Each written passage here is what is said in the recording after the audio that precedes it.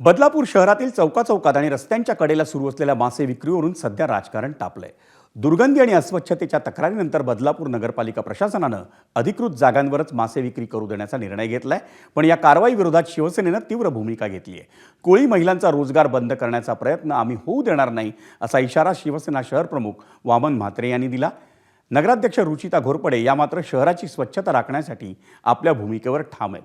त्यामुळे शहराची स्वच्छता आणि कोळी महिलांचा रोजगार या मुद्द्यावर बदलापुरात भाजप आणि शिवसेना आमने सामने आल्याचं चित्र आहे।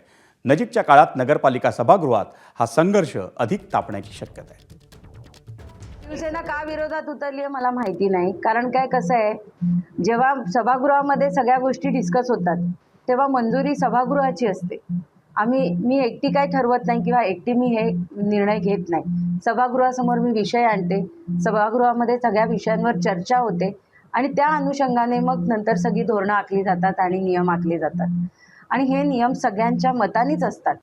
आता जो नगरपालिकेच्या नगराध्यक्षांनी सांगितलेलं आहे की आम्हाला स्वच्छ भारत अभियानामध्ये काम करायचं आहे आणि बदलावर शहर हे स्वच्छ ठेवायचं, तर मला असं वाटतं आहे की मच्छी विक्रेत्यांमुळं कुठच्याही प्रकारची या शहरामध्ये दुर्गंधी होते असं नाही आहे।